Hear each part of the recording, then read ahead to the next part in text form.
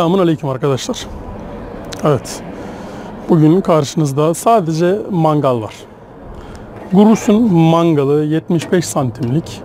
Birçok arkadaşım benden bize bir anlat, bu mangalı biz alsak nasıl kullanırız ya da bu mangalın özellikleri ne diye sorup duruyor. Yani normalde pek yapmayacağım tarz bir video ama artık ihtiyaç oldu. Gereklilik arz etmeye başladı ve ben de tanıtayım dedim. Hem de yerli bir firma olduğu için yerli malına katkımız olsun. Gurus'un 75 santimlik modeli.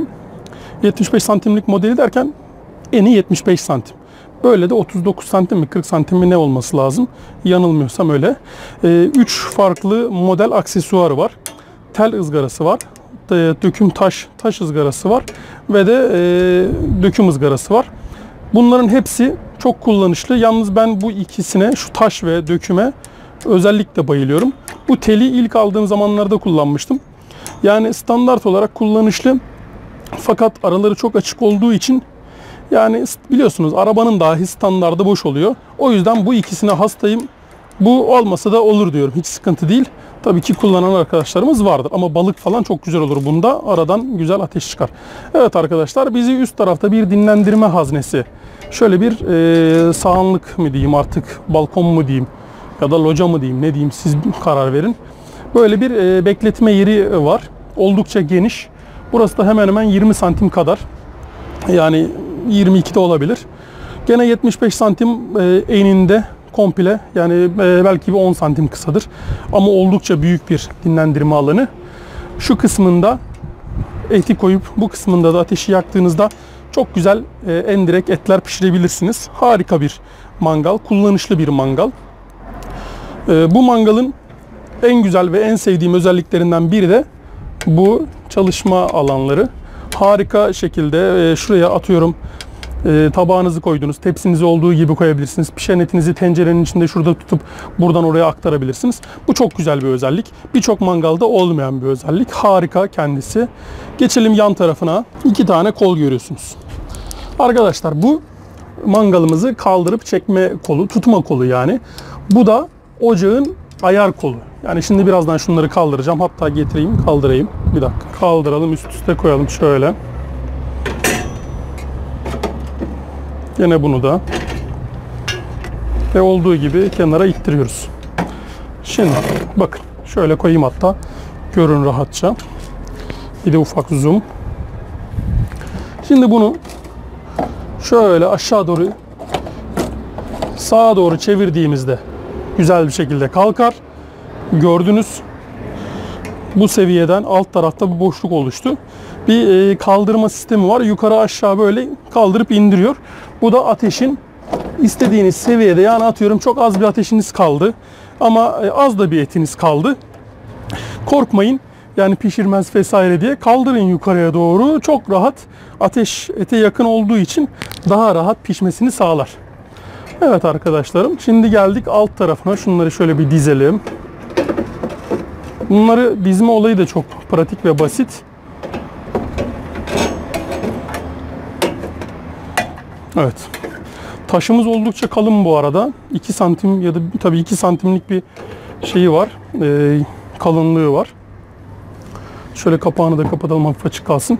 Dış mekanda bizi bir adet gene açma kolu, derece ve şu arka tarafında da bacası var. Bacası arkadaşlar çıkmalı, portatif yani. Şöyle çektiğinizde çıkıyor. 10 numarada yer kaplamıyor böyle bu vasiyette. Şu sistem çok oldukça pratik, oldukça basit. Vidayla tutturma, biliyorsunuz yay var. O bunun böyle aşağı inmesini sağlıyor. Böyle sonsuz bir şekilde etrafında döner. Ben de döndürmüş oldum. Üstündeki kurumlar çıkmış oldu. Dumanlar vesaireler. Neyse. Gelelim alt tarafına şimdi. Kameramızı indirelim gene.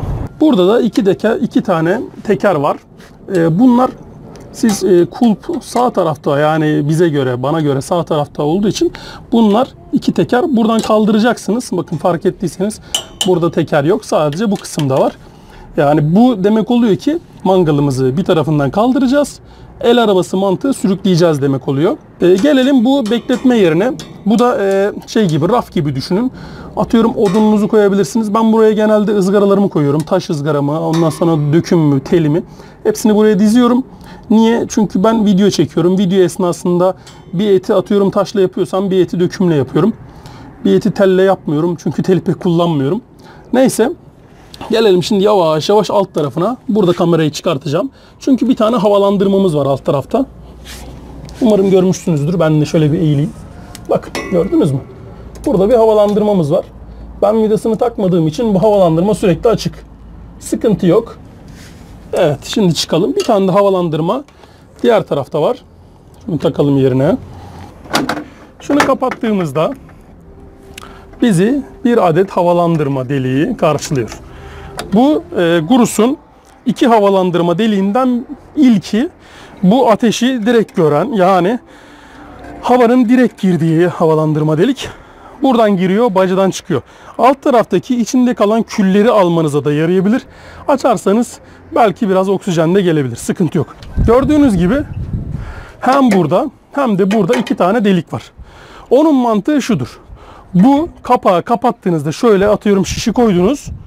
Böyle şişi koydunuz güzel bir şekilde. Biraz da yine daha iyi gözüksün. Evet. Şişi böyle koyduğunuzda atıyorum burada motor var. Dönecek, dönecek, dönecek. Ama siz istiyorsunuz ki bu yavaş yavaş pişsin. Hemen böyle kapatıyorsunuz. Hop. Ortaladığınızda şiş. Hop hemen buradaki deliklere giriyor. Şu deliğe giriyor. Ve burada onu kurtarmış oluyor. Şimdi ben Gurus'u arayıp sordum. Bir çevirme motoru, bir şiş motoru, yani bir şiş ve çevirme motoru var mı diye ekipmanlar, aksesuarlarınızın içinde. Bana verdikleri cevap şu anda hala arayıştayız. En yakın zamanda bunu yapıp müşterilerimize sunacağız dedi. Ve ben de sevindim yani. Bu mangalın çok büyük eksikliği.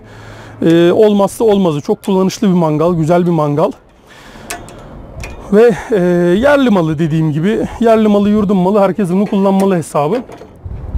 El alemin Hans'ından, George'undan iyidir bizim yerli malımız. Neyse arkadaşlar, gelelim kimlerin bu mangala, kimler bu mangalı alırsa rahat bir şekilde kullanabilir. Şimdi birincisi dostlarım, sevgili arkadaşlarım, abilerim. Eğer ki bir dairede oturuyorsanız, sadece balkonum var ve ben burada dumandan rahatsız olan insanlar olur diyorsanız kesinlikle zaten almayacaksınız. Bu mangal değil, hiçbir mangal alamazsınız. Kullanacağınız mangal tipi elektrikli ve gazlıdır. Kömürlü, yani odun kömürlü, dumanlı ya da odunlu, dilim dolandı. İşte atıyorum kömürlü mangal kullanamazsınız. Çünkü onun dumanı var, isi var, bilmem nesi var. Bir sürü otu püsürü var yani. Kullanamazsınız bunu.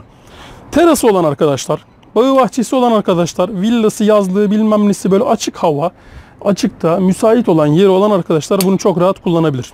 Harika bir mangaldır. Ne yapabilirsiniz? Bunda sabah kahvaltısı yaparsınız. Bunda öğlen etinizi pişirirsiniz. Akşam da balık aldınız. Balığınızı da bunu da pişirirsiniz. Olay biter. Amanın çarptık. Bu üçü size yetmedi değil mi?